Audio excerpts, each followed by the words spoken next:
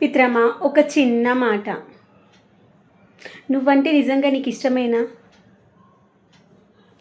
నీకు ఇష్టమైన ఒక నలుగురు వ్యక్తుల పేర్లు చెప్పు అంటే దాంట్లో నిజంగా నీ పేరు ఉంటుందా?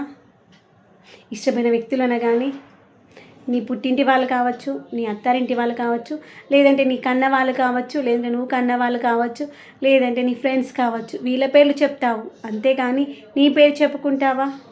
ఇష్టమైన వాళ్ళలో నువ్వు ఉంటావా? లేదు.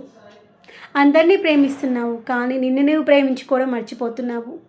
ముందుగా నిన్ను నువ్వు ప్రేమించుకో. నీ గురించి నీకంటే ఎక్కువ ఎవరికి తెలుసు? ఎవరికీ తెలియదు. ఫస్ట్ మనని మనం ప్రేమించుకుందాము, అప్పుడే సంతోషంగా ఉంటాము.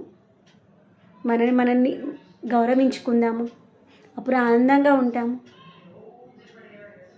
ముందు నిన్ను నువ్వు ప్రేమించుకో, నిన్ను నువ్వు నమ్ము, తర్వాత ఎదుటి మనిషి గురించి ఆలోచించు. ముందు నువ్వు బాగుంటేనే కదా ఎదుటి మనిషిని నువ్వు అర్థం చేసుకోగలవు, వారి యొక్క ఆలన పాలన చూడగలుగుతావు. ఫస్ట్ నిన్ను నువ్వు నమ్ముకో, ఎదుటి మనిషిని నమ్మకు. తర్వాత ఫస్ట్ నిన్ను నువ్వు నమ్ముకో. నీ గురించి తెలిసిన మొదటి వ్యక్తి అయినా, నీ గురించి తెలిసిన చివరి వ్యక్తివైనా నువ్వే అవుతావు. నీ గురించి నీకంటే ఎక్కువ ఇంకెవ్వరికీ తెలియదు, గుర్తుపెట్టుకో. నీ గురించి కొంతమంది మంచి చెప్పొచ్చు, కొంతమంది చెడు చెప్పొచ్చు, కానీ ఏంటి నువ్వు అనేది నీకు మాత్రమే తెలుసు.